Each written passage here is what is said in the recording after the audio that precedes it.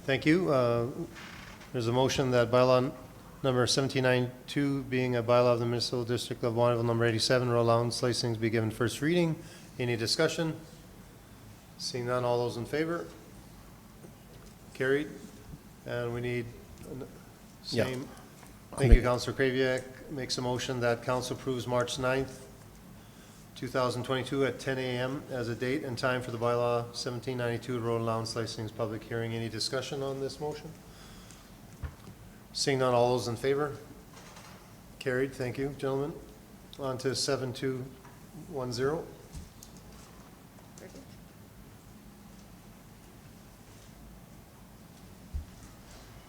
Back to Esther. Wasn't ready, huh? It's musical chairs. Yes. There's too many chairs though for this game. So this item is regarding our Economic Development Initiative proposal. So at the direction of Council in late 2021, administration prepared information for Council's consideration regarding a potential permanent economic development position at the MD to establish an economic development program more permanently for our rural community. This position will be responsible for facilitating, promoting, and advancing community and economic development in the MD that enhances the growth and sustainability within our rural community as guided by the new 2021 Regional Economic Development Plan. It is also responsible for the encouragement and facilitation of new commercial initiatives and business plans as those opportunities arise. During the January 19th Committee of a Whole meeting, the committee reviewed the many factors associated with this potential new position and its associated initiatives. Following these discussions, the committee made the recommendation to Council to approve the Economic Development permanent position at a budgeted cost of $176,000 for 2022. Administration is requesting Council's direction to determine, 1, if a permanent position be created immediately to continue our economic development initiatives, and 2, the future direction on the future of the Regional Economic Development Committee as it sits today. So attached for Council's consideration is the report that was presented at the committee as a whole, which includes a draft Economic Development Officer job description. At the end of the day, administration's recommended action today is that Council approves the Economic Development permanent position with a main focus on rural initiatives at a budgeted cost of $176,000 in 2022 to be funded from the 2022 operating budget. Thank you, Esther. I need a motion for this. Yes. Yeah, Mr. Reeve, I'll make the motion. Okay, thank you, Deputy Reeves Swaggart, for making the motion that council approves economic development permanent position with the main focus on rural initiatives at budgeted cost of $176,000 in 2022 to be funded from the 2022 operating budget. Any discussion on this motion? Seeing none, all those in favor? Carried. Thank you. On to 7211, Shelter Bait. Mr. Reeve, just one quick last question with regards to this RFD. Did Council want to provide or discuss any further direction regarding the Regional Economic Development Committee? I don't know. Well, Anybody Mr. want to Reeve? talk? Yeah, so I think we do. I'm not sure if we want to do that now, but if we're doing it, because the town, was interested in still sharing that position. So, but we haven't had that discussion yet with the town. I don't think so. How about the next meeting of the whole, or Sure. can we talk about it then? Yes, absolutely. Al? That'd be fine. Thank you, Mr. Members of Council. I'm getting the look from Stephanie. The committee of the whole meeting on Wednesday of next week is a pretty full meeting. How about the one after?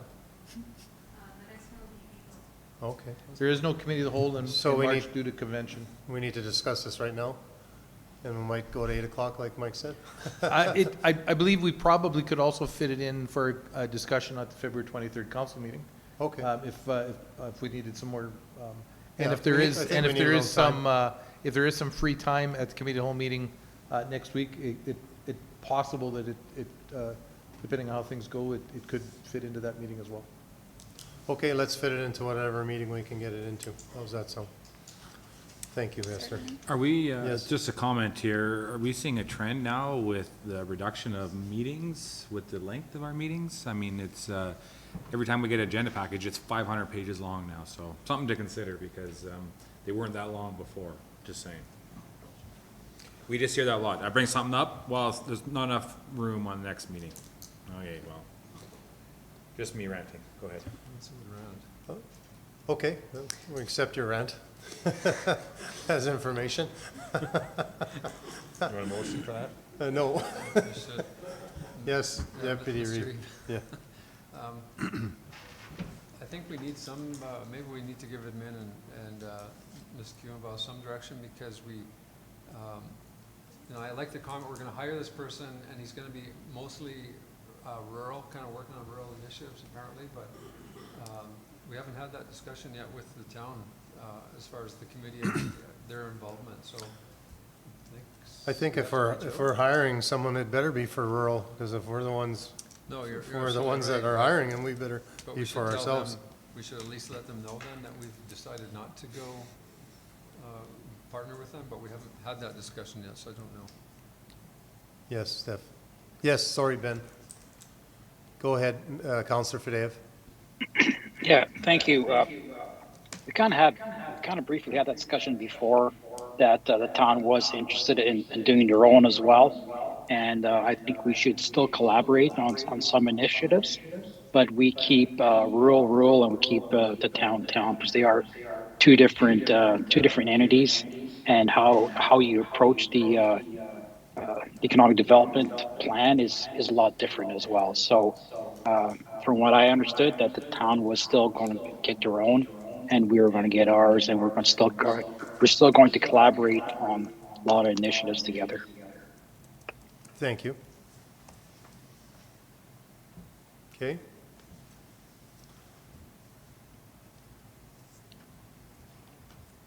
Sorry, the old computer shut down. Where was I? Yeah, we're just going to discuss that at a different upcoming meeting, correct? Thank you. That was just some comments.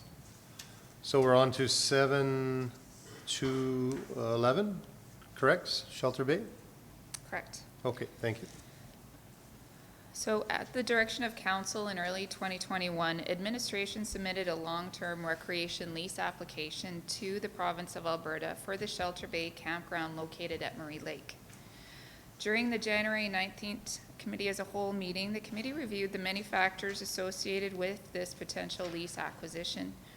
Following these discussions, the committee made the recommendation to council to direct administration to proceed with canceling any further pursuits of a lease agreement for this campground located at Murray Lake with Alberta Environment and Parks. As such, the administration recommended action today is that council directs administration to cancel the Alberta Environment and Parks lease application and any further pursuits of the Shelter Bay campground located at Murray Lake. Okay, thank you. Need a motion here then? Okay. Make the motion number 1, please. Thank you. Okay, thank you, Councillor Craig, for making the motion that council directs administration to cancel the Alberta Environment and Parks lease application and any further pursuit of Shelter Bay campground located at Murray Lake. Any discussion on this motion? Sorry, Yes. Mr. Reed, yes. So do we need to put out any kind of press release or anything about Shelter Bay? Because lots of folks were wondering. Lots of folks were kind of interested in us taking it over, but I don't know, is there anything that we have to do or not? Through the Reeve, it will be included in our council highlights for sure, which is put out through our Facebook and in the newspapers. So that will be, it will be public for sure. If we'd want to do anything further, it's. No, that's fine. I just would like to know myself what's going on with Shelter Bay. Like, is the province actually going to give it up, or are they giving it to somebody, or what do folks do that want to use it? Not sure. But you'll maybe get that information out to folks? From what I understand, without our application submitted, they will be looking for other lease applicants. Councillor Fadeo? Yeah, I think we kind of discussed that last time as well, that right now it's just, people are just squatting there, and it's a province's baby right now. There should be the ones looking after that. So, but people are still camping there, and they're, I think, under a squatter's rights. You have 2 weeks to be there. So I think Matt kind of confirmed that at the committee at a whole last night. Thank you. Any other discussion? Okay, seeing none, all those in favor? Carried. Thank you. On to 7212. This item is the Ronald McDonald House Winterland Invitational 2022 request for donation. So at the December 22nd regular meeting of council, a virtual presentation was made to council on behalf of the Ronald McDonald House Charities, requesting sponsorship funding to assist with the cost of their upcoming 2022 Winterland Invitational event, previously a local hockey tournament. Following the presentation, council requested administration to bring back this request for further consideration. So RMHC provides lodging for families with seriously ill or injured children who must travel to receive medical care. There are 4 houses in Alberta currently, 1 in Calgary, Edmonton, Red Deer, and Medicine Hat. Funds raised from this event, this specific event, will be used to assist Lakeland area families with their stay at Ronald McDonald House. So attached for council's review in Appendix A is the original delegation presentation by Ronald McDonald House. And Appendix B is their sponsorship package. And Appendix C is also their official COVID vaccination policy information. So just further to that, other items of note is that in 2021, the event was changed from an in-person event to a virtual fundraising event only. No hockey tournament could be held due to the pandemic restrictions at that time. As per the presentation Appendix A, this year's 2022 event has also been, will be a virtual event, and it has been sanctioned by Hockey Alberta. As of September 2021, this chapter of Ronald McDonald House has a temporary immunization policy. It requires all persons 12 and over to be fully immunized before entering a Ronald McDonald House in Alberta. Exemptions for minors are determined on a case-by-case basis. Further details are highlighted in Appendix C for council's information. Okay, Councillor Fadeo had his hand up first, so we can get him back on the screen. That's a nicer picture. Oops. Go ahead, Councillor Fadeo. If I did have that my hand up, it was by mistake. Okay, sorry. Then it was Councillor Kraviak next. Oh, I'm sorry. Okay, thank you. Yeah. Excuse me. Wasn't there a case where a family wasn't allowed to enter the Ronald McDonald House because they weren't double vaxxed? I've heard of it. I'm not positive though. Yeah. But it So I don't agree with that. doesn't, okay. That's my comment. That's your comment? Okay, Councillor, sorry, Deputy Reeve Swaggart, and then I'll go to Mr. Hogan. Yeah, Yes. let's make the motion. I'll make the motion as recommended by council, or by administration, that we donate the $5,000. Al, you need, yeah. Thank you, Mr. Reed, members of council. So, given the same report that we'd heard, we reached out. Actually, Ms. Bartlett reached out to Ronald McDonald House directly.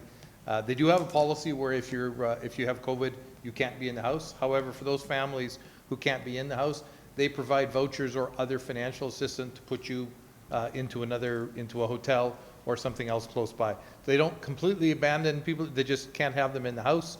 But they do provide other assistance to put a patient and their family in another facility.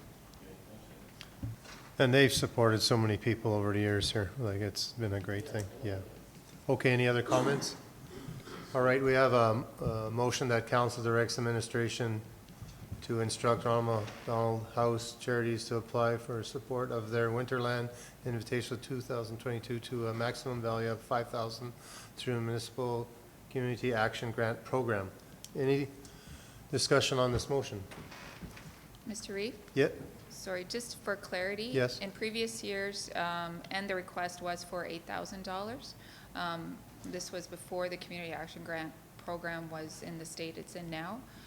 In that new policy program, it is sponsorships of this type are included up to a maximum of $5,000, which is why our recommended action is for $5,000, not the requested $8,000. However, that is an option that if council wanted to maintain the $8,000 provision and to fund it through council's grants to individuals and NGOs, that is option number 2 under the options for council. So I just wanted to clarify that. Okay. Yes? No, I just wanted to say that I know for a fact that there was a family that was turned away in the fall. I had the discussions with them. But also, this is a great fund and everything. I believe we should support it. But I think it would be a good idea if we could maybe come up with our own little fund that we can support local families and maybe work with the town where we start some kind of a fund for situations like this with families and have it all local that we support, but as well as fund them at a lesser rate. Okay, that's a great idea. Councillor Slipchik, I would sit down with Al and talk with him about something, and we'll bring it up on a meeting in the near future. All right? Any other discussion on this motion? Okay, 1 second.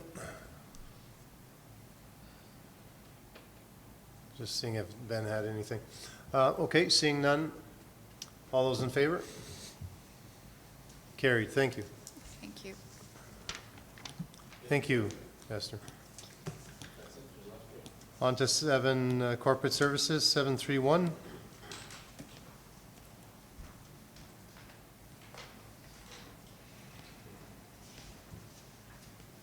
Good afternoon, Council. Good afternoon.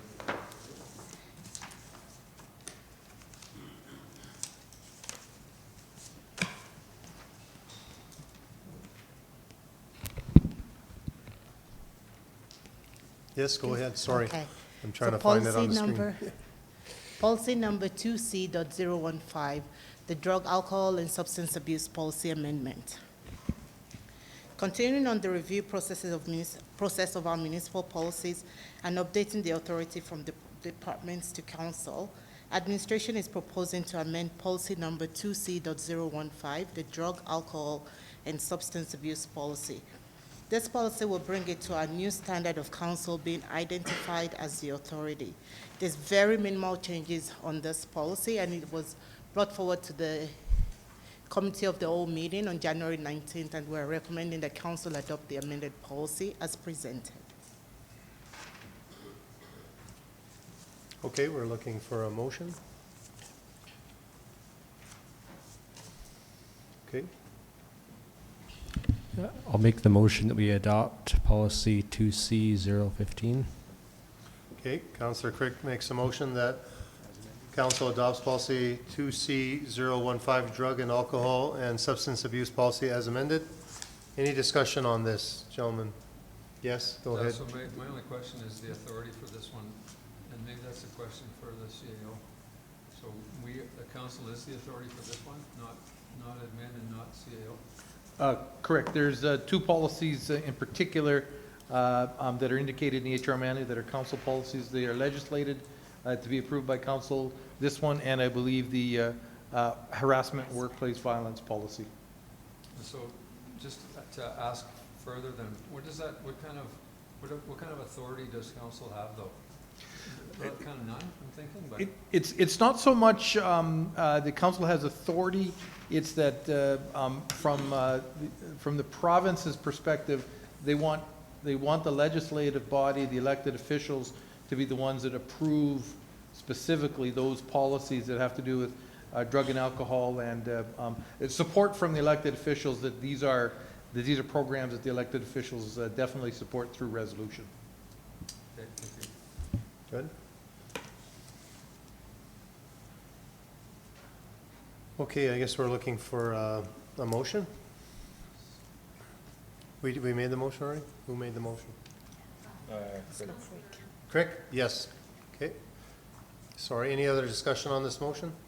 That council adopts policy number 2C051 drug and alcohols and substance abuse policy as amended. Okay, seeing none. All those in favor? Carried. Thank you. On to 732. The 2022 energy rates update.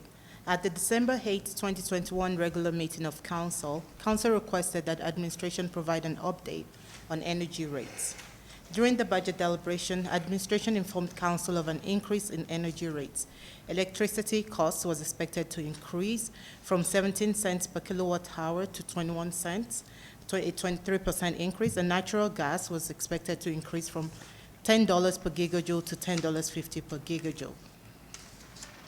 Council had brought up that the rates were way significantly higher than what we could get out there by purchasing on our own.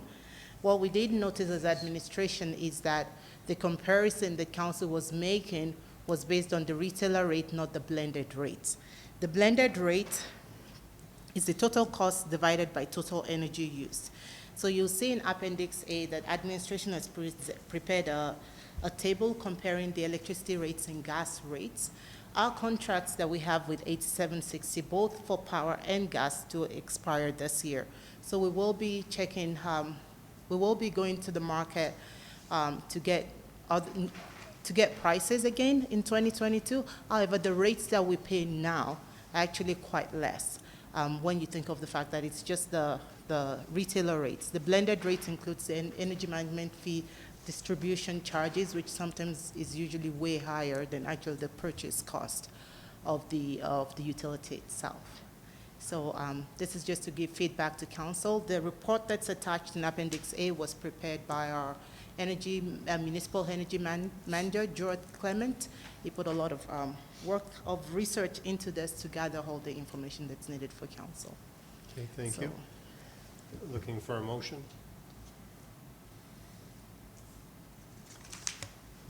Thank you, Mr. Kraviak, for making the motion that council accepts the update of the 2022 energy rates as information. Any discussion on this motion? Seeing none, all those in favor? Carried. Thank you. You're welcome. We're into 7.4, infrastructure services. Good afternoon, Council. Good afternoon. I have a number of RFDs for you. The first few are just for policy updates, policy amendments for removing things to go into the fee schedule. So the first one is policy 4A005, snow plowing of driveways policy amendment. So on December 22nd, 21, Council passed a bylaw, 1786 Master Rates Bylaw, which was created to consolidate all fees charged by the municipality and serve as a central document for the MD staff and public to reference for all rates and fees charged by the MD. Now that all MD rates and fees are set within this bylaw, the rates and fees that are currently indicated on the policy need to be removed. As such, administration is proposing the amendment to policy number 4A005, snow plowing of driveways policy. So the amendments to 4A005, snow plowing policy, snow plowing of driveways policy, is in response to the passing of the new master rates bylaw. So council or administration's recommended action is that council adopt policy 4A005, snow plowing of driveways policy as amended. Thank you. Looking for a motion? Yes, Deputy Reeves-Swaggart. I'll make the motion, and there's discussion. Okay. There's a motion that council adopts policy number 4A005, snow plowing of driveways policy as amended. Any discussion on this motion. Yes. So, Mr. Reeve, so the discussion I've kind of had over the years with this policy is that I think it's a great policy. There's a lot of municipalities can't do this. They can't afford to do this or whatever, don't have the manpower. But I think we need to have a bit of discussion on, it's a good service that we're providing, but I don't really believe that we kind of have the manpower either. It's you know, they'll get their driveway done when you get there, right? So, and quite often if we got lots of snow, it takes a long time to get there. So I don't know if we want to kind of consider looking at different service, different way of servicing this, or are you short-staffed, or I like the program. I just not sure if we can really run the program, because it sounds good, but those people may not get their driveway done for 2 weeks or 3 weeks or whatever it happens to be, right? So I don't know, maybe some discussion at council with that? Okay, you would like to, yeah, and you want to answer that, and then we'll go to Councillor Fideo, or nothing? Yeah, Sure. go ahead. Through the Reeve and to Councillor or Deputy Reeve Swiggert's comments here, I think for the sake of just getting this bylaw in compliance with the master rates bylaw, we're presenting it as is. Future discussion on how this program is going to roll out in the future can definitely be had. We're already looking at the bylaw to see you know, how we're going to be doing things differently. You're absolutely correct where this past year some residents are waiting because we just don't have the manpower or the time to tend to individual driveways, flags, hardships, that kind of thing. So definitely it'll be looked at in the coming months for hopefully to bring something back to council next fall. Thank you, appreciate it. Councillor Fideo. Yeah, I think levels need to be discussed over at like during budget. That's why budget is so important. And I think yeah, we definitely need to look at that and see what kind of services we need to keep providing. You know, it just I drove by like a hardship, and you know, here's a grader guy that's pulling out our F550, right? I mean, it's just.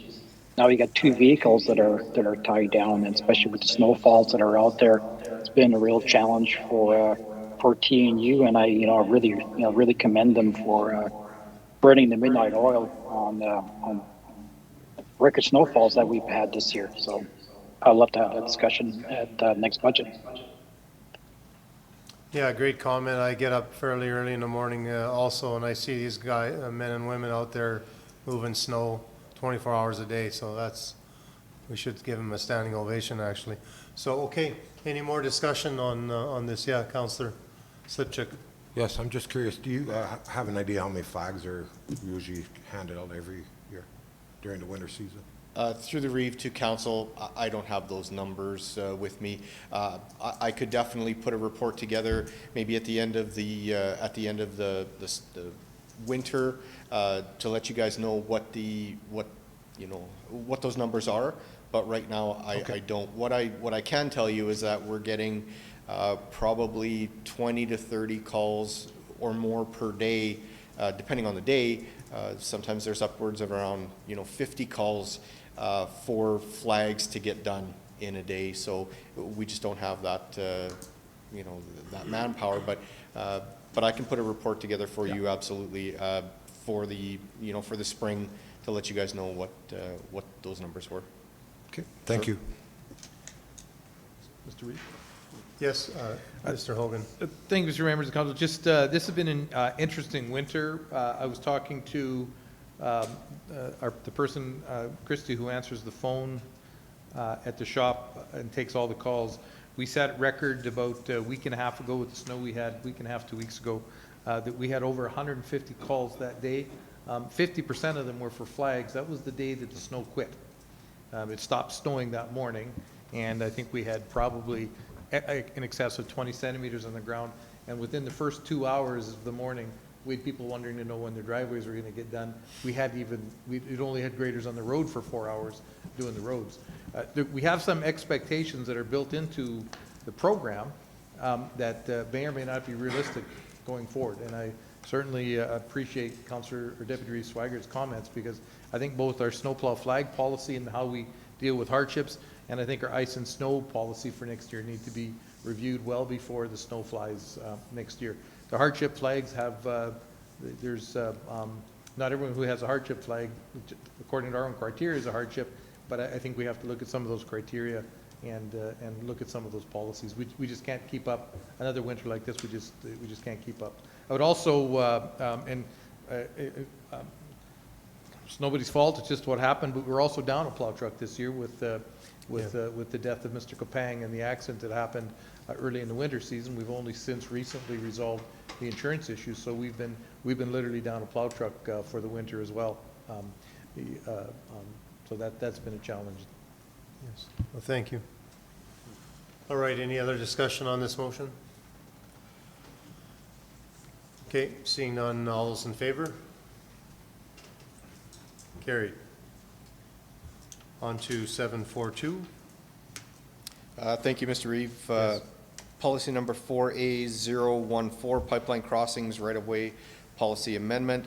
Administration is proposing to amend policy number 4A.014, pipeline crossing right-of-ways policy in response to passing of the new master rates bylaw in December 2021. Again, now that the MD rates are set within master rates bylaw, we are proposing that council adopts policy number 4A.014, pipelines crossing right-of-way policies as amended. Okay, thank you. We need a motion here. Okay.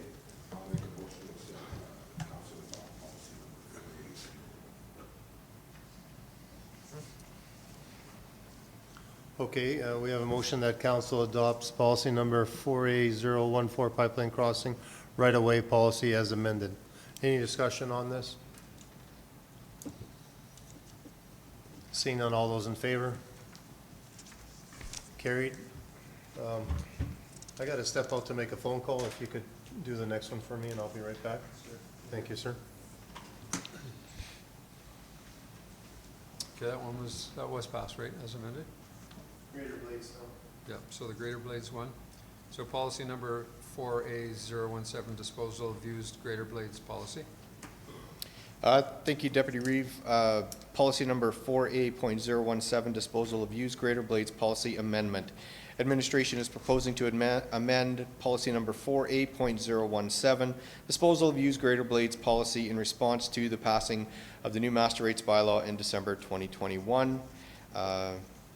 The discussion is again the same, and administration is recommending that council adopts policy 4A.017, disposal of used Greater Blades policy as amended.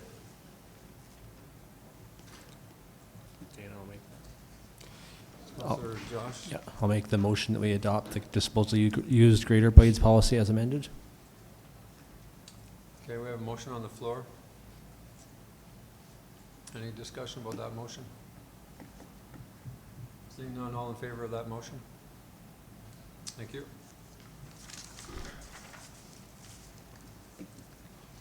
Okay, 7.4.4, policy number 4A020, disposal of used culvert policy.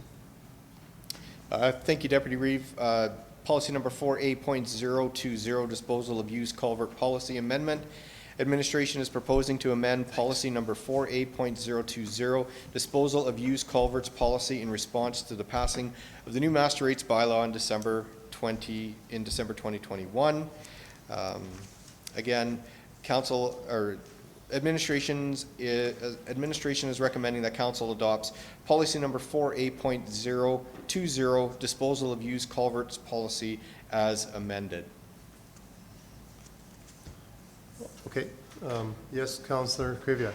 Thank you, Mr. Reeve. I'd like to make a change, an amendment under policy number 3,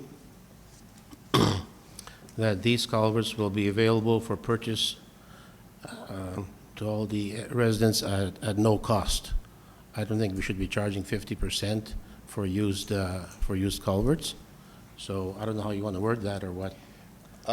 Through the Reeve to Councillor Krivyak, I would suggest that that has to come back to the master rates bylaw, because it's in the master rates bylaw right now at a cost of this. So we would have to change both bylaws, if I'm not mistaken. We would have to change both bylaws for that amendment. So would you change this one as well? Well, this one would be Yeah. adopted as is, because it says the master rates, and so the That's master right. rates is It would, zero, it would be as zero. per the master rates bylaw, which we'd have to change the master rates bylaw to say what you're So asking for. could you bring that back then, the master rates bylaw, to make that change? Yeah, Thank you, Mr. Members of Council. So I think what Councillor Scarson is absolutely correct.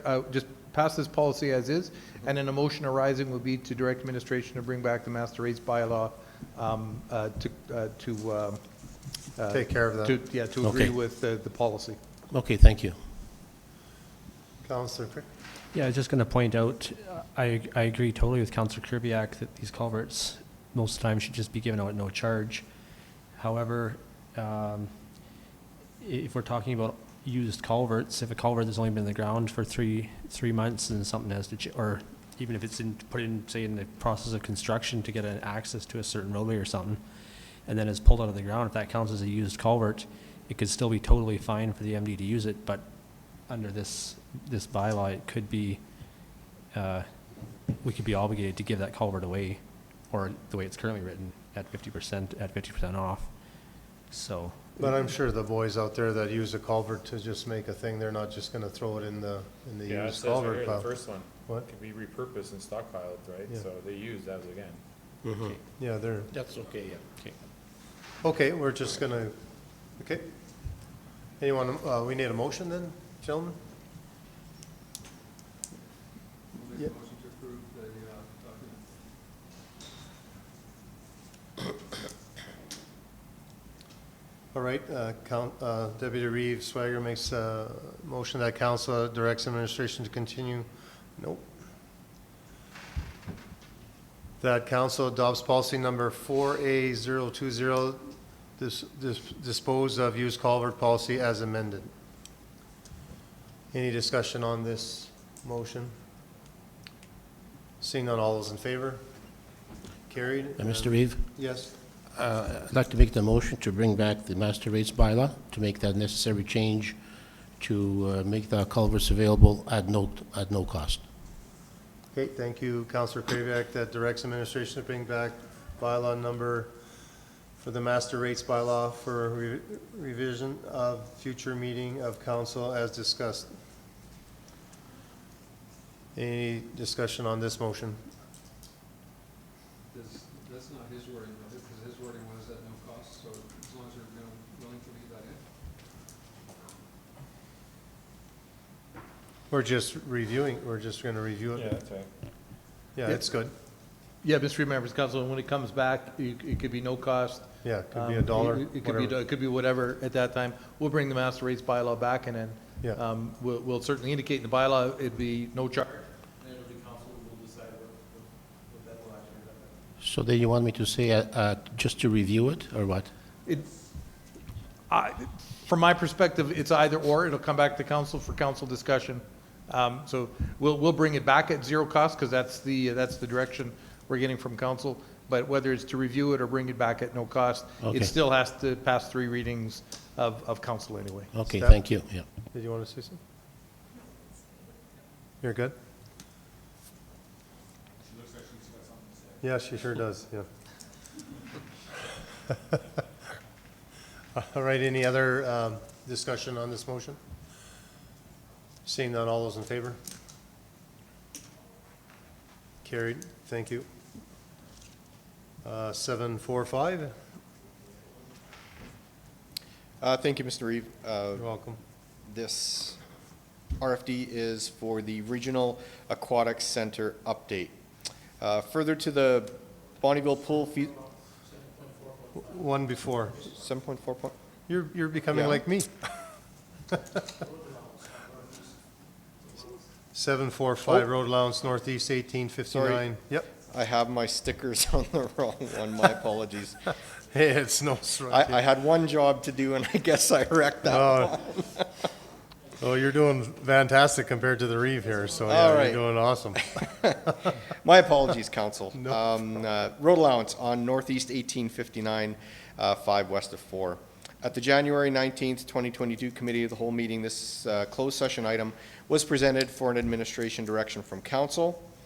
The motion of the Committee of the Whole was that council recommends for council, that the committee recommends for council to direct administration to continue maintaining only the portion of registered road allowance on Northeast 1859-5 west of 4th Meridian and Southwest 1859-5 west of the 4th Meridian. So administration is recommending that council directs administration to continue maintaining only the portion of registered road allowances on Northeast 1859-5 west of 4th and Southwest of 1859-5 west of 4. Okay, thank you. Yeah, Councillor Crick. I'd like to make a motion that we continue plowing it as we have for the last 30 to 40 years. Just go straight through. I don't think it'll cost the MD any extra money, as opposed to plowing one section, turning around and going around and plowing the other section of road. So I think we'd be better off just to go straight through on this one. Okay, we have a motion. I don't know after. Just, there's the two sections, quarter sections of land up there. So I'd like to make the motion that we just maintain continuously right through.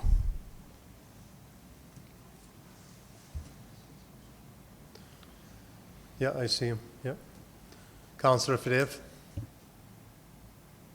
I'm kind of confused. Like, I think last time we had some discussion here on all this, and just wondering what happened to kind of the recommendations that we gave to TNU at that time. Are we going back on those conversations now?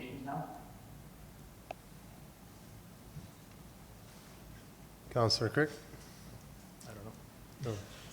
No, I just, giving it some thought, I don't know how much we can say if we're not in camera about stuff like this, but. If I might add to Yes, that, Mr. Mr. Eve, Hogan. it's the same as the Capella conversation this morning. Yep. If council wants to discuss something in open council, that is entirely up to council at a council meeting to. Yeah, keep going. It's your discussion. You bet. Just stop me then if I start saying something that I shouldn't. Giving it thought, this road has been plowed, I think, for about 40 years by the MD, and it hasn't been an issue. And there may not be the paperwork going back that far for whatever reason. I know there's a lot of people probably around the MD Bonneville that have done deals on handshakes, and I'm not advocating that the MD operates that way. I just don't see it as being an extra cost to the MD to plow straight through there, so why would we change after 40 years? It doesn't make sense to me. That particular landowner owns a lot of land and pays a lot of taxes to the MD, and I don't really think he's receiving much other services for those taxes either. So I don't see a problem with this here. Okay, any other? Yes. Yeah, I think this is based on a road allowance, and there's two gates that we have to go through. So with road allowances, the allowance is that anybody can use that road at any time. If there's a gate on there, well, how is that fair to other ratepayers that are paying the taxes as well, right? So,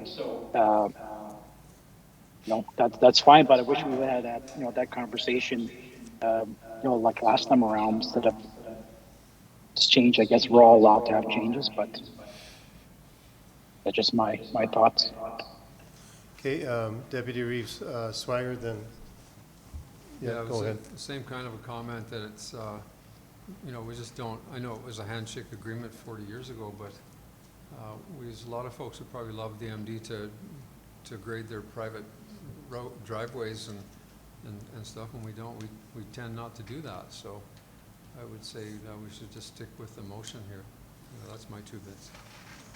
Thank you, Councillor Scarson. Yeah, I'm in the same boat. I mean, you can't say that you don't advocate handshake deals, but then say, well, except for this guy, I do. So, I mean, I don't have a problem with him doing it all as long as we're following the proper protocols. I mean, there's no handshake deals out here, so let's follow what we've laid out for every other resident in the MD and follow it, right? So.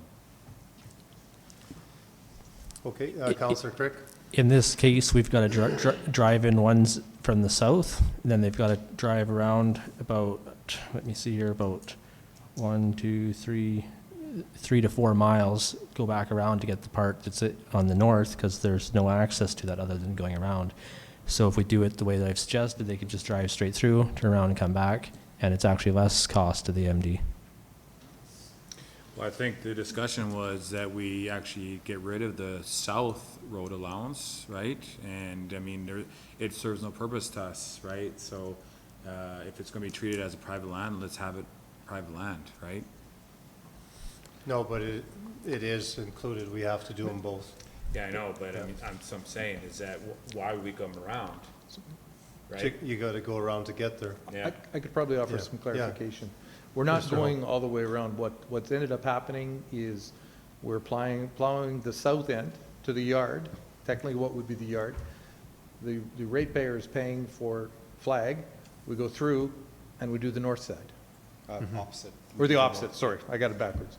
Okay. We do the north, we go through the yard, flag is purchased under our snowplow flag policy, and then we do the other side. We're not doing a little bit here and then driving around 5 miles and come back and do a little bit. We're plowing the yard out and then continuing through. This and is all about a flag, And the basically. resident is purchasing a flag to continue through that section through the yard. And it's a long thing to grade Yes. as well, Yes, I correct? believe actually the resident is purchasing 2 flags, given the length, if I'll leave that, one flag. But in any event, we're not going all the way around. We're going straight through on the registered road with the piece that's the private driveway in the middle. The Oh. resident is purchasing a flag, so we're just going through. It's to buy a flag or not to buy a flag, almost. Correct. Yeah. Okay. Any other discussion? Yeah. Yes, Counselor Crick? With the way the recommendation is written up there, the resident would not have to let us pass through his yard. So if we pass this here as it's written, he can keep us out of his yard, tell us we have to plow the part on the north, and we have to drive all the way around to plow the part on the south. That would be correct, but he would not get his yard plowed out either. So that would be a correct statement if we weren't doing his driveway as well. So if we do it the way I suggested, that we can, the way the motion is that I made, that we go right straight through between these 2 parcels of land, then we don't have to drive around at all.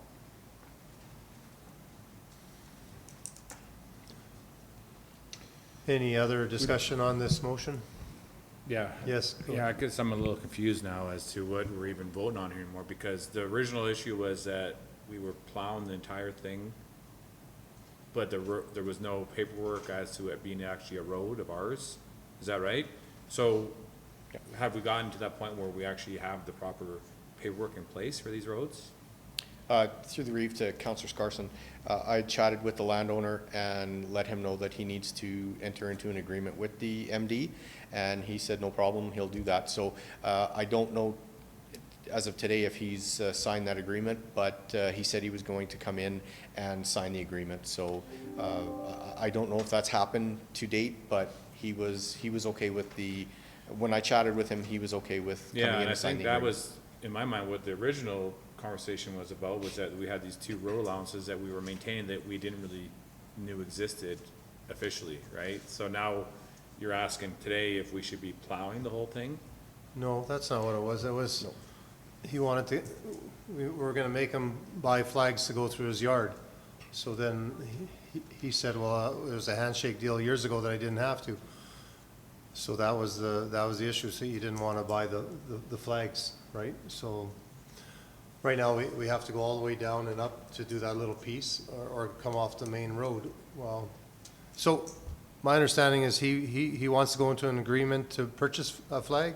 Mr. Reeve, yes, that is correct. The conversation I had with him last week was for him to come in and enter into the agreement with the MD for us to go there, sign the snowplow waiver, and to purchase a flag, and then we would go and do the driveway for a flag when we're in that area doing the road in. And you spoke to him yourself? Yes, I did. Okay. All right, we still have a motion on the table. Any other discussion on this motion? So his motion is essentially number 1? His motion is that he doesn't need to buy a flag. We're just gonna plow straight through when we're there. Am I right? That's correct. Oh. And when I spoke to him, the landowner, it was different story than when Brian spoke, and that's fine. People say different things different times. So I guess so I'm asking, why would he not need to buy a flag then? Because do you think he's doing us a favor by letting us into his yard? Well, if we were, the way the recommendation was up there, there's two sections of road, one in the north, one in the south, and if we were gonna plow the snow on both of those without going through his yard, we'd have to drive around a long way, about an extra 4 miles to get them both. So it's almost a favor for us just to go straight through to get the two registered sections of road. So, Mr. Reeve, members of Yeah. council, I can make this a whole lot easier then. Yeah. If he's not prepared to buy a flag, then we just won't continue to do the south portion, because it goes nowhere. We will plow the road up to the gate, or to the piece that's not his private driveway, and then we'll leave the other section because there's nobody out there. It's a registered road, but there's no landowner on it, so this can either work in the landowner's favor, purchase a flag, because otherwise, to do what Councillor Kirk has suggested, we'd be plowing a driveway without a flag, which would be against the policy. Then how do I explain that to every other resident who's paying for a flag? So if the landowner doesn't want us in the yard and doesn't want to purchase a flag, we'll do up to the yard portion, and then we'll turn around and go back to 657. It's to the landowner's benefit to have the whole thing done, and if he has to just buy it, because I'm pretty sure he feeds all his animals that way towards the south. So I don't think he'd want not to have that done. So, okay, any other discussion? Okay, all those in favor of this motion? Well, just wait, Oh, because sorry. this is not the motion then. This is the motion I made, yeah. So this is option number one then. No, No, this this is is the motion that I Councillor made. Crick's motion that he doesn't have to buy a flag. We're gonna just do the road for him from a 40-year-old agreement, a handshake agreement. So, fine, I would just ask, I wonder if there's any other farmers that would be able to create shortcuts for us if we plowed through their yard to get to another one of our roads. I'm sure we could find a few, right? Okay, we have enough discussion on this. We're gonna just have a vote on this motion now. All those in favor of this motion? Opposed? Defeated. I'm looking for another motion.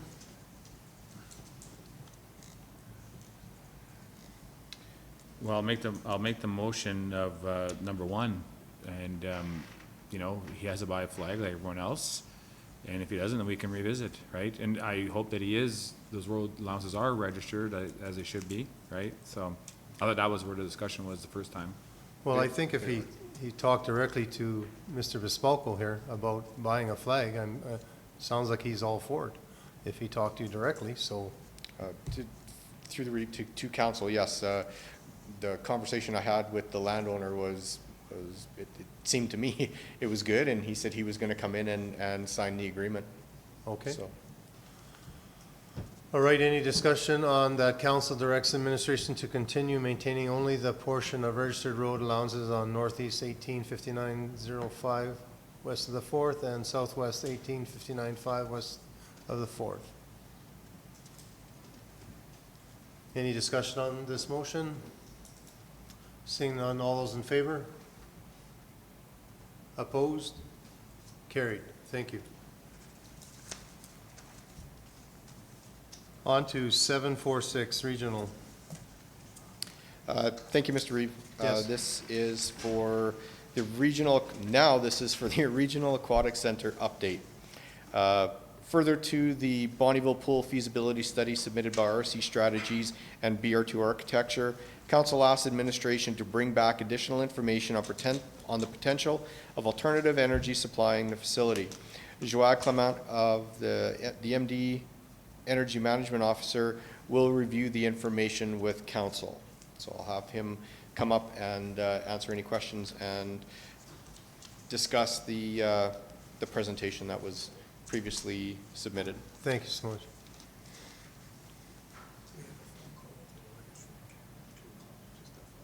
Okay, yeah. Good afternoon, Council. Hey, good afternoon. Maybe a quick introduction. So we had done or started a number of projects with the C2 management team since last summer about improving energy efficiency, reducing the energy bills of the Centennial Center. And what came up is that one of the projects that we considered a cogeneration unit would be cost-effective only contingent on having a pool. So depending on the timing of when the pool or the aquatic center is built, that project had different cost-benefit scenarios. So the idea is a recommendation at the time, or last fall, was to not go ahead with the cogeneration unit, which is basically producing electricity on site and reusing the heat in the site, in the building, to heat or water in the pool. Wasn't considered because now we had on the table, or it was brought back on the table to go ahead in the next few years with the Aquatic Regional Center. And now looking into the options about what could be looked into for the design of the aquatic centers, there are many options. I listed 5 in the original proposition that you saw in the RFD. However, you could also see that we have in the background the report that was presented for the C2 energy efficiency upgrades as I would say an appendix, but specifically about the aquatic center, there are 5 options I proposed. There are other options. That's just an initial list. What I believe the initial request was to just provide an overview of what are these options, and here we can open the discussion, because I would say that this is a very open-ended discussion at this point. We had true preliminary designs that were presented as part of the update last month, but from there we start discussing about the design, and there are many options available. Thank you. So Go ahead. sorry to interrupt, Mr. Reeve. So I can just briefly comment on the 4 options listed there. So 1, 2, 3, 4, A and B. So solar panels producing electricity on site, that is more and more common. It's very cost effective for new construction. We don't have, it's just part of the building.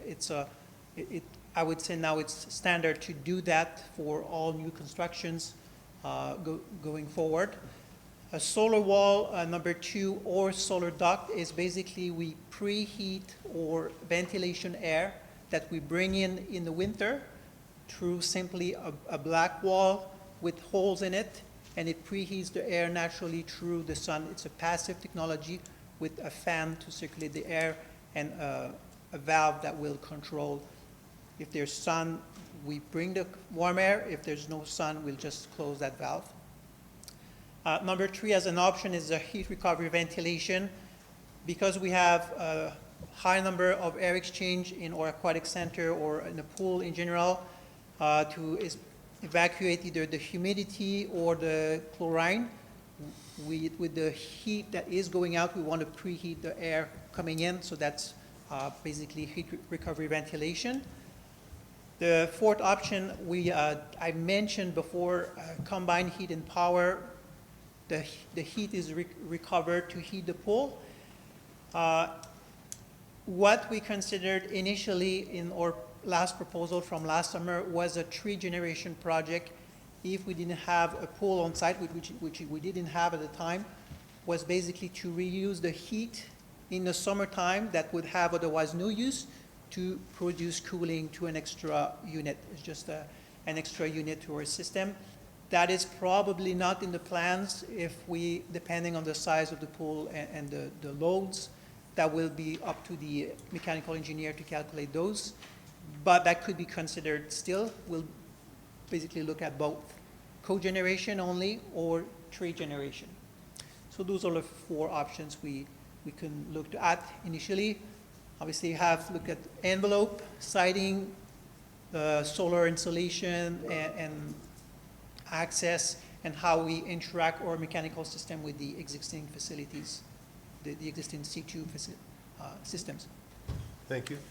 Yeah, Councilor Scarson. there's a lot of great information, and I feel like we're probably not going to be able to cover as in depth as we should, but I just wanted to make it a comment that as a guy who's at arenas every weekend, everywhere, it's becoming rare that I don't see a facility that isn't doing something like this. And I mean, we were just in Eckville, which is a town of like 1,500 people, and the arena is, the whole one side is all solar panels, and I mean, the whole complex runs off of, you know, this renewable energy. So it's there, and I mean, if we're gonna be missing the boat if we don't start doing something here soon, for sure. So anyways, that's my comments. I gotta You gotta go, appeal, but, yeah. thank you, Joanne. All right, we need a motion, or, sorry, any comments or Yeah, questions? Mr. Reeve, just Yeah. have one more question about the tri-generation system, because you have a note there that says you couldn't do that if the pool wasn't, you'd have to wait and hold off on the pool build until 2032 or 2034. Is that, am I reading that wrong? Making the new pool construction year not before 2034. Through the reef, the consideration here was the cost effectiveness of the system. So basically, those systems would be installed for 15 to 20 years, and they do have a long payback period. So installing such a system and then building the pool in 5 years would just make this system obsolete. So in that case, we would just install it at the time of we design and building the pool, which could be in the next few years. So it's just about, if the system is to be cost effective, we have to delay the construction of the pool, assuming that we know when it will be built. Okay. Any other questions? I'll just comment, Mr. Reeve, that I'm just happy that you're kind of doing this, and we're actually looking into this, and the C2 board, I hope, is having these discussions with you also, and they do have an energy efficient building, and they're producing some of their own power somehow, so. Okay, thank you, Deputy Reed. I guess we need a motion?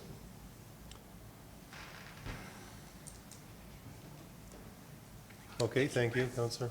I'll make a motion to accept this extension of the regional aquatic center as information. Okay, Councillor Slipchick makes a motion that council accepts the report on the potential of alternative energy supplies at the Regional Aquatic Center as information. Any discussion? Thank you. Seeing none, all those in favor? Carried. Thank you. Thank you so much. I guess we're heading into, we need to go into camera. I need a motion. Councillor Kraviak makes that motion. All in favor? Carried. Okay, welcome back. Ben's on. Is Ben there? We'll see when he gets on. Okay, I'll go ahead. We're at 7.5. Chief. Thank you, Mr. Reeve and members of council. 7.5 is regarding the ICF committee's terms of reference committee appointments. Our current intermunicipal collaboration framework ICF agreements between the MD of Bonneville and our urban neighbors include provisions for an annual review of the respective agreements by an ICF committee, which is to be composed of representatives from each municipality. Since these agreements, as they stand, do not currently include specific terms of reference for these committees, administration has drafted a general ICF committee's terms of reference, and additionally, council will need to appoint a representative for each committee.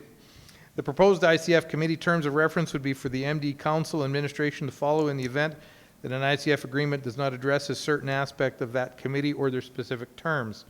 It would also be administration's recommendation that upon review or upon renewal of these agreements with each respective municipality, the council considers incorporating the terms of reference specific to each partnership to help clarify each municipality's role and expectations for that committee. The Committee of the Whole reviewed these terms of reference on January 19th of 2022 and are recommending the council adopt them as presented, and additionally that they get added into the MD boards and committees bylaw. Administration is also proposing that council proceed with appointing the representatives to each respective ICF committee as indicated on the draft amending 2021-2022 MD boards and committee list, which is Appendix B, which is the CEO, Reeve, and one other councillor per committee. Appointments to an ICF committee for the agreements with Lac-La-Biche County and County of St. Paul will follow at a later date. And attached for your review is Appendix A, which is the terms of reference, and Appendix B, which is the draft amending 2021-2022 MD boards and committee list. This is a reference to the strategic plan with the objective to investigate intermunicipal collaboration possibilities and to ensure adequate and efficient service levels. So our recommended actions, that council adopts the Intermunicipal Collaboration Framework Committee Terms of Reference as presented, and that council approves amending the 2021-2022 MD Boards and Committee list to add the Intermunicipal Collaboration Framework Committees effective immediately for the remainder of the 2021-22 term as discussed. In Appendix B, you can see the list, so we'd be asking for council to appoint a councillor to each of the ones highlighted in yellow: City of Cold Lake, Town of Bonneville, Village of Glendon, Summer Village of Pelican Narrows, and the Summer Village of Bonneville Beach.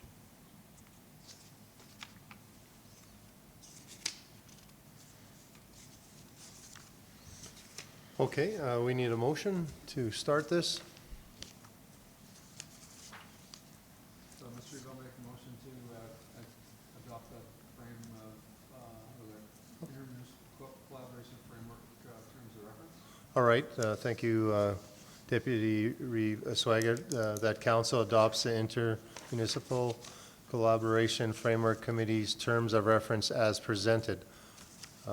Any discussion on this motion? I don't know. Yes, Mr. Reeve, is Councilor Fidayu back on? yeah. Oh, he is. Okay, thank you. They're going to bring him up there right away. He probably had an afternoon nap there. There he is.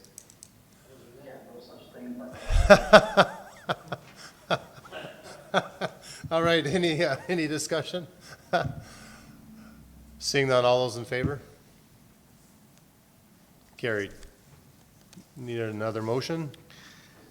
Yes, Mr. Reeve, I guess the next course of business would be to to appoint a councillor to each of these ICF committees. So do we need to appoint them and then make this motion? Yes, so we Just appoint them and then- one big motion? We can do that? So can I just ask, who would like to sit on each one and try that? Yes, you All certainly right. could. So for the city of Cold Lake, I guess, Ben, you're right around that. I don't know, would you like to sit on that board? Yeah, I'll do that. I think you're the first choice because you're surround the whole city. Yeah, All right. thank you. That'd be great. Okay. Sorry, I got to go to appendix. That's on B, right? Yes. So the next one would be the Town of Bonneville. Town of Bonneville. So I know Darcy said he would. Was there anyone else that I'd like to do that one. you would? Okay. Is everybody all right? I know Darcy mentioned he would be. It didn't matter to him, kind of thing. What do you guys think? Doesn't matter? I would just say Josh wants to do that. Maybe Darcy could do one of the other ones, no? Okay. With I guess he has a summer and He's got a couple of them. okay. So if everyone's okay, we'll give that to Councillor Crick. Village of Glendon, Mr. Mike.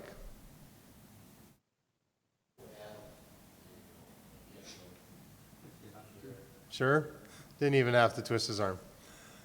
Summer Village of Pelican Narrows.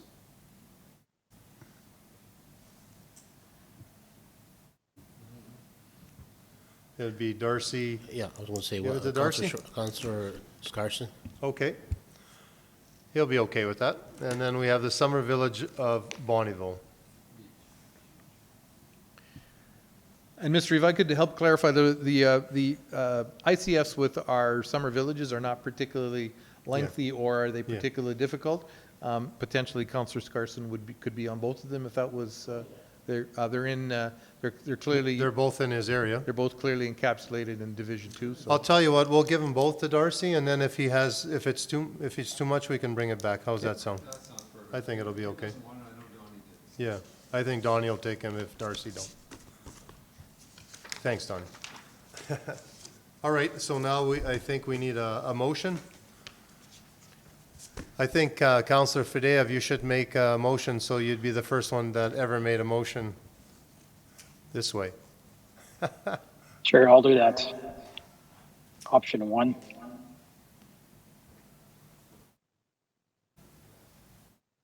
Okay, Councillor Fideev makes a motion that council approves amending the 2021-2022 MD boards and committees list to add to intermunicipal collaboration framework committees under the general government service effective immediately for the remainder of the 2021-2022 term as followed. Any discussion on this motion? Sorry, Mr. Rick, Yes. my only thought, Mr. CAO, was, that's just, that we're just specifying a one-year term, Yeah. but you may only have one meeting a year. So it's kind of like, I don't know, but anyway, that's. Can we make it for longer for the duration or no? That would be in, Do we have, is there a problem with that? I'd have to confirm if there's any wording in the agreements, because the agreements do reference an ICF committee, and I can't recall, I apologize off the top of my head, if any of them specify the term. Or if it just simply says annual review. We could certainly amend it in our terms of reference, but as our terms of reference indicates, it's all, our terms of reference is secondary to whatever the actual agreements say. Okay, well, that's easy because next, if we could, the next time we can do it, we can make it for longer once we know information. But for now, we'll just do it the status quo the way it is right now. Okay, any other discussion on this motion? Okay, seeing none, all those in favor? Carried, thank you. On to 7.5.2. and I'll turn the podium over to Ms. Severin. So next is the bylaw 1748, Boards and Committees bylaw. So the Municipal Government Act and Section 145 establishes a council's capability to create council committees through a bylaw. The MD of Bonneville currently has 6 active municipal committees which have never been properly enforced through bylaw. Such administration is proposing that this bylaw to council. So, and I will mention, we have 6, obviously, with the last agenda item, we did add the ICF committees to those as well. So the proposed boards and committees bylaw would bring the MD into compliance with provincial requirements as set out in the MGA and would formally establish the following MD committees: Committee of the Whole, ASB, Industry Liaison Committee, Waste Reduction and Recycling, the Regional Economic Development Committee, Rural Community Policing Committee, and on January 12th, December 15th, the Committee of the Whole reviewed this bylaw, and it received its first reading on January 12th. Also, since the first reading, administration did already make the revision by adding the ICF committee's terms of reference to the bylaw as well, and it is incorporated as Schedule G. So attached for council's review in Appendix A is the bylaw itself, and administration is recommending that the bylaw receive second and third reading. Thank you, Steph. Okay. I'll Yes. move that we go to second reading. Okay, Councillor Crick moves that bylaw number 1748, being a bylaw of the Municipal District of Bonneville, number 87, establishing boards and committees of the municipality and their functions, be given second reading. Any discussion on this motion? Yes, Deputy Reeve. So, Mr. Swagger. I noted, Mr. CAO, we do not yet have an emergency management committee, and we do have to have one, so we can approve this and then add it later, is that the deal? Does we need to? Okay. It's all good. Thank you. Any other discussion on this motion? Okay, seeing none, all those in favor? Carried. Thank you. I guess we need a third. Yes, please. I'll make a motion to give this bylaw a third reading. Okay, thank you, Councillor Slipchick.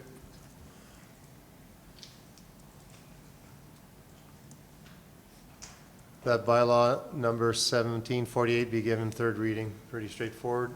Any discussion? Seeing none, all those in favor? Carried, thank you. Oh, sorry, Ben, carried, thank you. All right, on to 754. Steph? Policy number 2A014, Systems and Data Security Policy. Policy number 2A014 came up for a scheduled review in 2020. Upon reviewing the policy, it was found that the primary intention of the content is more in line with the administrative procedure, which, in accordance with various provincial and municipal legislation, would be directed through the Chief Administrative Officer. As such, administration is proposing to rescind this policy and instead create a CAO directive similar in nature. The Chief Administrative Officer's responsibilities are outlined within the Municipal Government Act, Section 207, as well as the Municipal CAO Bylaw. Part of these responsibilities include acting as the administrative head of the municipality and being responsible for the operation and security of municipal data. Additionally, as head of the municipality, the CAO carries the responsibility for security of the information through the Freedom of Information and Protection of Privacy Act. The content of this policy is more procedural in nature regarding municipal data security, and as such, we feel this document would be more appropriate as a CAO directive. The Committee of the Whole reviewed this policy on January 19th and are recommending that Council rescind the policy. Okay, thank you. Looking for a motion? Yes, Councillor Slipchin. I make a motion to rescind policy number 2A014. Okay, thank you. There's a motion that Council approves rescinding policy number 2A-.014 Systems and Data Security Policy. Any discussion on this? Seeing none, all those in favor? Carried. Thank you. On to 7.5.5. Policy 2A020, Social Media Policy. This policy is in place to establish protocols and manage how municipal staff use and interact with social media. Since this process, again, is purely internal, in accordance with the Municipal Government Act and the MD.CAO bylaw, it is the responsibility of the Chief Administrative Officer to manage this process. So as such, we are proposing to rescind this policy. Section 207 of the MGA, as well as the MD.CAO bylaw, specify the roles and responsibilities of the Chief Administrative Officer, including the oversight of municipal staff and operations. Since this policy is an internal process primarily affecting municipal staff, this document would be more appropriate as a CAO directive. Council does also already have their own policy, 1.009, Council Social Media Use, which establishes the social media protocols for elected officials. The Committee of the Whole reviewed this policy on January 19th and are recommending that Council rescind the policy. Thank you. Looking for a motion? Okay, Councillor Crick. Make the motion. Makes the motion that Council approves rescinding policy number 2A020, Social Media Policy. Any discussion on this? Yes, Thank you, Councillor Mr. Reid. Kraviak? Thank you, Mr. Reid. Pretty soon, our council meetings will only be an hour long because we're rescinding everything, giving all the responsibility to the CAO.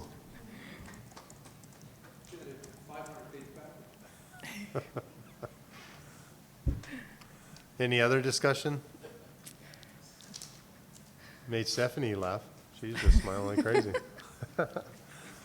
All right, seeing none, all those in favor? Carried, thank you. On to 7.5.6. Policy 2A028, Occupational Health and Safety Policy. Administration is proposing amendments to this policy due to recent changes to the OH&S Act and to make some administrative revisions. Due to a recent update to the OH&S Act, revisions to some of the specific wording in the policy are required. Also, administration is removing the responsibilities from the policy as this is internal direction through the CAO and is already outlined within the existing CAO directive, Occupational Health and Safety Roles and Responsibilities. The Committee of the Whole reviewed this policy on January 19th and are recommending that Council adopt it as presented. Okay, thank you. Steph, looking for a motion, gentlemen?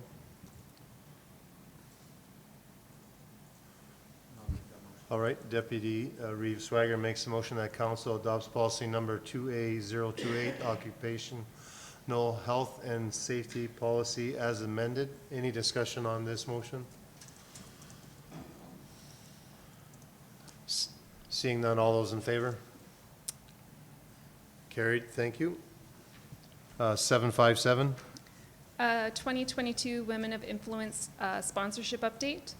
So in November of 2021, Council approved a contribution to the 2022 Women of Influence Awards event in the amount of $1,000 as a gold sponsor. This event was scheduled to take place in early March with consideration of any existing public health orders at that time. The planning committee for this event has since notified the MD that the decision was made to cancel the event. The Women of Influence Planning Committee notified the MD in early January that they decided to cancel the awards event primarily due to rising numbers of COVID in the area.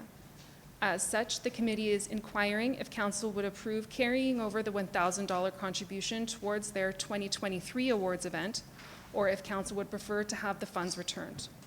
Attached for council's review in Appendix A is the notification email we received from the planning committee.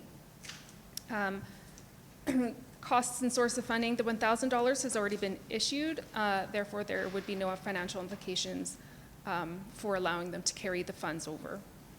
Council, the recommended action by administration is that council approves the request by the committee to carry over the $1,000 contribution made by the MD as a gold sponsor for the 2022 event to the 2023 awards event. Councillor Crick? Okay. So that's in 2023, the next event.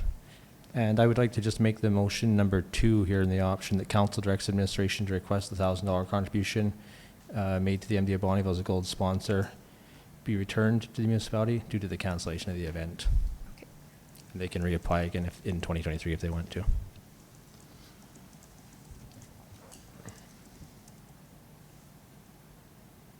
Okay, Councillor, thank you, Councillor Crick, for making a motion that council directs administration to request the $1,000 contribution made by the MD of Bonneville as a gold sponsor of the 2022 Women's of Influence Awards event to be returned to the municipality due to the cancellation of the event.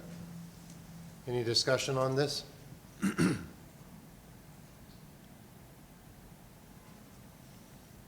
I guess if they have the event next year, they can ask for funding again. Okay. Any other comments? Okay. All in favor? Carried. Okay. Thank you, Stephanie. And that's it. Thank you. Number 8, correspondence and information. 7.5.8. Oh, yeah, there was, sorry. Highway. What? Highway something. So, Sorry about that, Al. thank you, Mr. Reeve and members of council. Councillor Crick had added Oh, that's a letter correct. to Alberta Transportation. It came to my attention through Councillor Crick late last week that the local highway maintenance contract is coming due very shortly.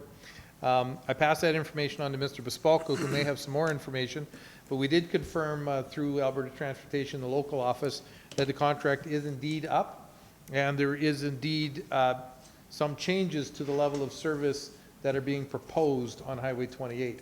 And if I understand Councillor Crick correctly, and it's certainly, Councillor Crick and I spoke about this last week, we would certainly be prepared to write a letter for the Reeve signature to Alberta Transportation indicating to them that any change in service on Highway 28, any change in level of service on Highway 28 should be increasing and not decreasing.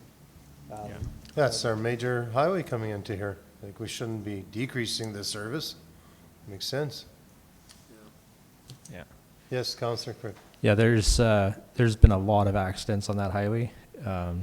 We've discussed the Fort Kent Armour intersections, the Lessard intersection right north of the ACOM building there. That's Yeah. another one that people have raised concerns with, as well as the intersection on 660.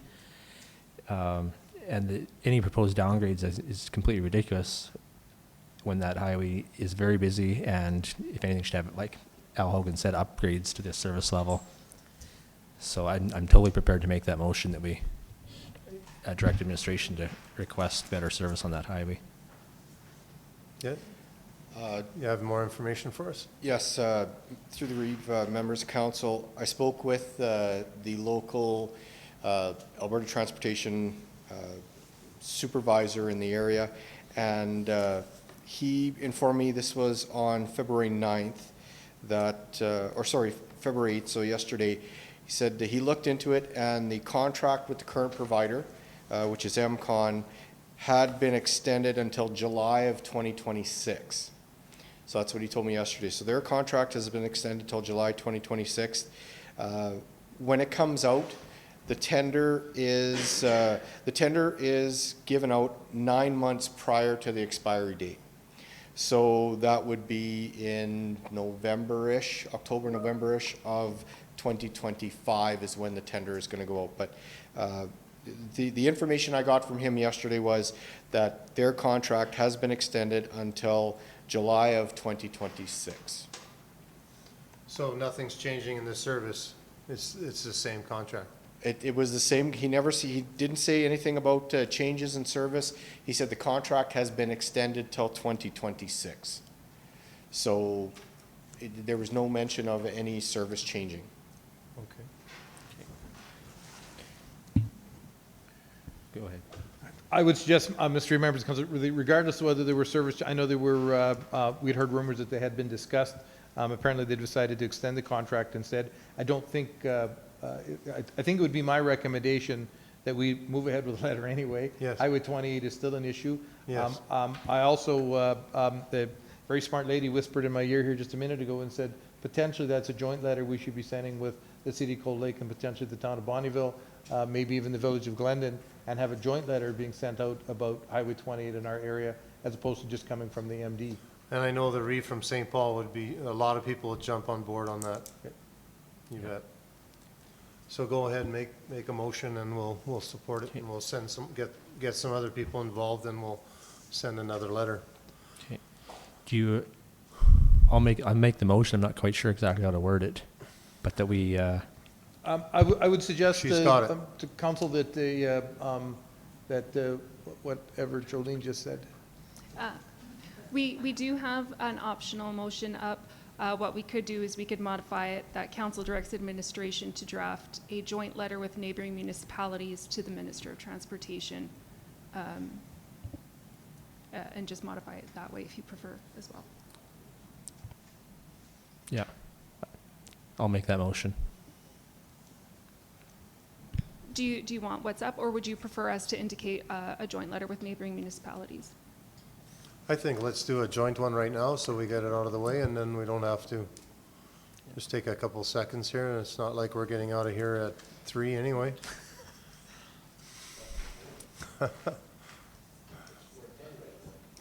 I think the Reeve needs a Red Bull to speed up the meeting.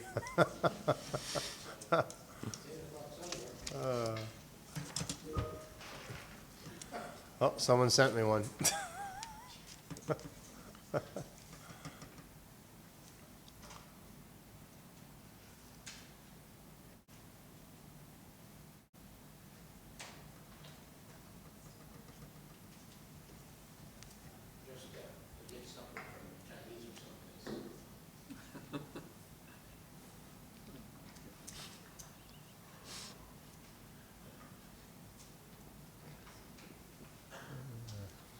Okay, there's a motion that council approves sending a joint letter with neighboring municipalities to the Minister of Transportation requesting an increase of level of service for primary highway 28. Any discussion on this motion, gentlemen? Seeing none, all those in favor? Carried. Now we're on to correspondence and information. Thank you, Mr. Reeve, members of council. So the last thing on the agenda today is our correspondence and council follow-up action list. I'm not going to go through each piece of correspondence, but you can see 1 through 21 and then the council action report number 22. If there's any questions about any of them or any discussion, but that's correspondence council has received. And okay, any questions to Al on this? Go ahead, Deputy. Yep. Thanks, Mr. Reed. Yep. Number 815, I was happy to see that. You didn't tell us about that, but that's why you're telling us now.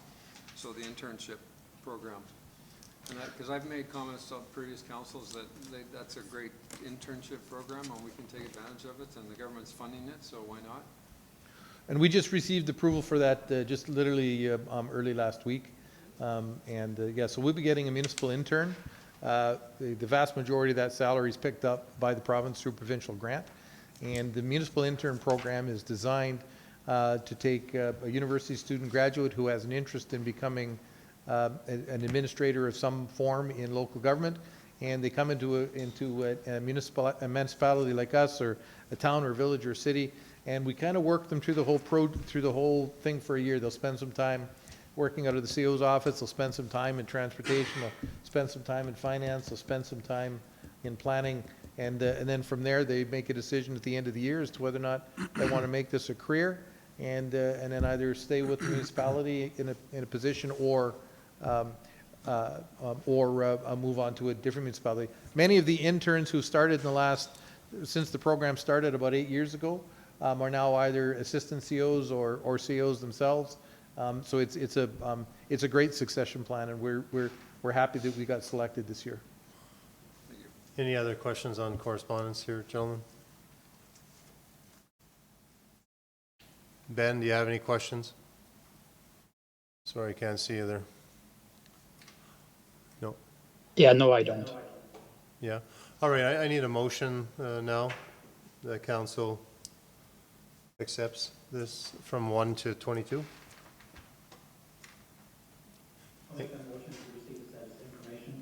Thank you, Councillor Fideo. That council accepts the following correspondence and information. Any discussion on that? Seeing none, all those in favor? Carried. On to reports. We'll start with Mike. Thank you. You're welcome. I was in isolation for 10 days, so I only had 2 meetings, the BRFA on Friday, which I talked about already, and all day Saturday we had FCSS strategic planning. So that's all I had. I just want to bring one comment. Yep. We used to get information on the concerns of residents every month or every 2 weeks. We're not getting that anymore? We have been, I thought we provided the concern list a while ago. Yeah, I forwarded to you. Okay. We can certainly compile the concern list and send it out to council on a monthly basis. I'm just wondering what happened, or... Yeah, no, we still get it, and Okay. we still go through it. I know I had sent it out at least once. Some months there's not much. This month the concern list all looks exactly the same. Snow, plow my driveway. But we'll certainly get that out. It's my bad. We'll get that out to council on a more regular basis. Yeah, it doesn't have to be every 2 weeks, whatever, you know. Okay, that's all I had. Thank you. Okay, Councillor Crick. So we're going to go all the way around. All right.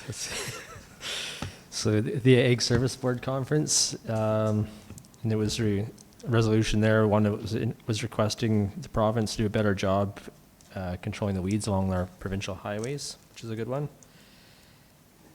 And also had the BRFA on Friday, and then the FCSS meeting and a strategic planning with FCSS. Fort Kent mailbox, we already talked about that one. There was something else. Oh yeah, Highway 659, that was another issue that was brought up to me by a resident. There's the 890, between 892 and the turnoff to go to Frog Lake. That section of highway seems to be neglected as well. So just something that was interesting that brought up that we have to look at, I guess, in the future. Councillor Fadeev. Mr. Reeve? Yes. Just before Mr. Bespalko leaves, I did have a question for you. Okay, just let Councillor Fadeev finish, and then... Go ahead there, Ben. Yeah, and then we'll get to you. Okay, thank you. Go ahead, Ben. Yeah, thank you. Again, just like everybody else at the Alberta ASB board conference, which was really good. What I really enjoyed about it is, our RMD is, we truly are leaders in the province, and I really want to acknowledge our ASB board and our staff. They've again, as always, done a pretty amazing job. The keynote speaker was a gal named Amberly Schneider. She was a keynote speaker. She was a barrel racer that got involved in an accident and paralyzed her. So I encourage everybody to look up her story. It really is a story of courage and perseverance. I think Netflix did a story on her little little video on that. It was fantastic. Uh, quite quite motivational. Um, then we did a Alberta Care in Leduc. So Brad Schultz from Alberta Recycling, which is the old Arma, was there, and they talked about the used oil program, and they're adding products to that program. So there were some paint fee adjustments, which were great to see. They have a new director of operations, also new product list.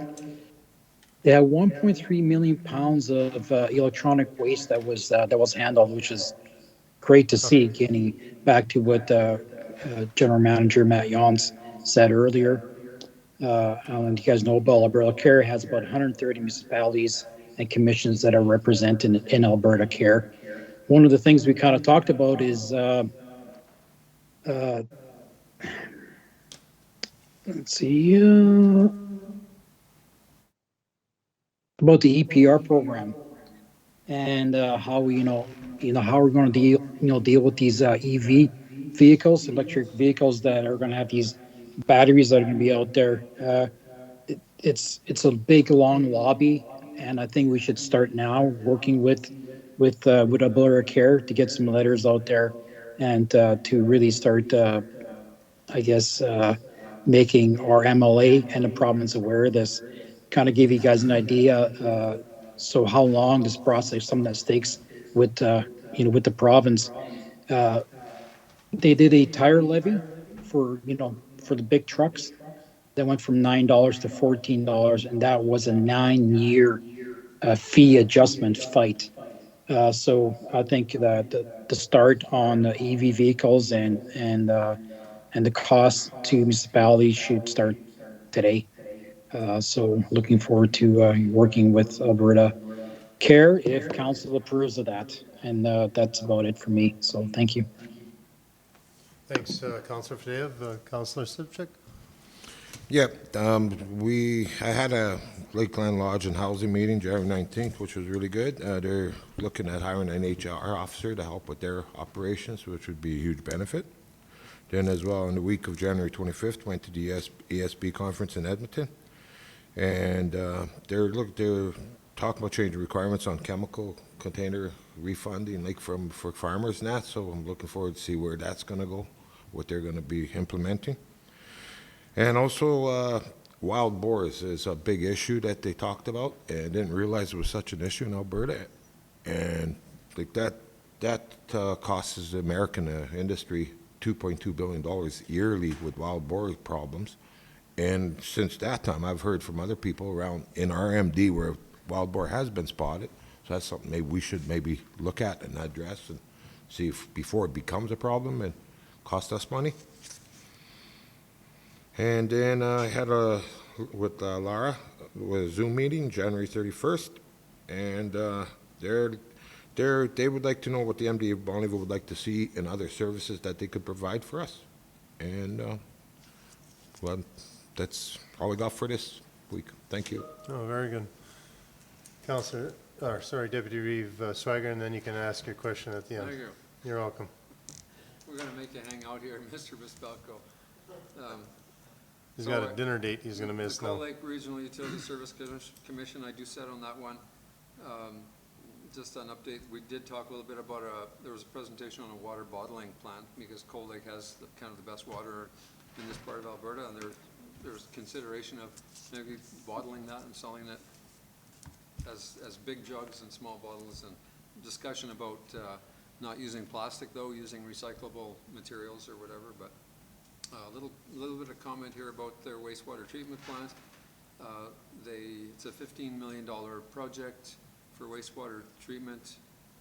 They've taken out a loan of $3 million to fund it, and the rest of it they've got grants and money for. So that's good to hear. Of course, the Ag Service Board Conference, it's always good to attend those. Ag Minister Nate Horner was there and gave us, which was good, to have those ministers come out. Some of the other guys have talked a lot about that. What do I want to talk about here? The Squeal for Pigs campaign is pretty good, like Donnie mentioned. I didn't realize it was a problem in Alberta. There was another presentation by Alberta Emergency Management, and it was just a really good presentation on emergency management and what DEMs do and what they don't and that sort of thing. So I guess we look forward to forming our own committee here and getting things done.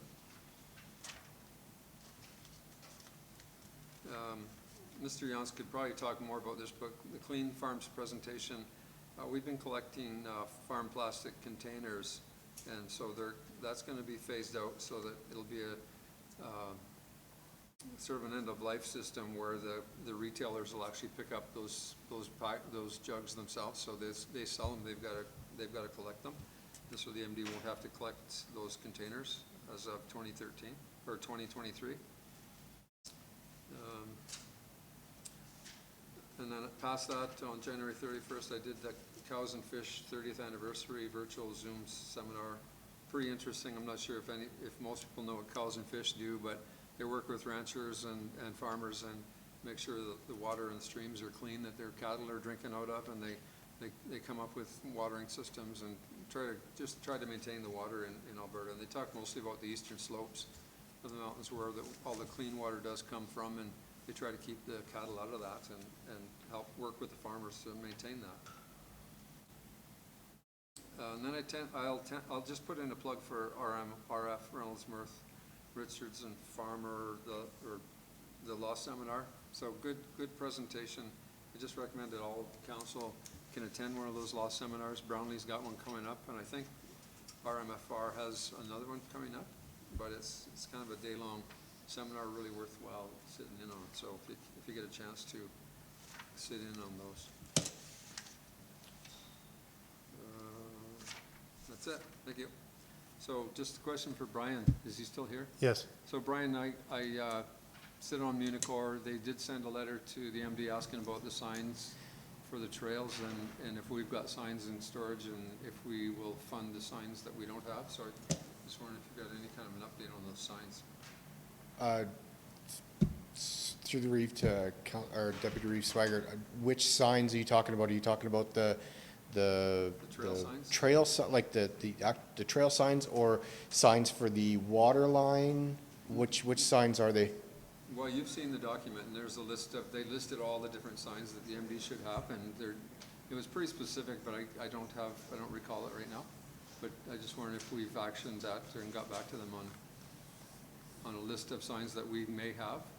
And you can look sorry, into you know what? I will.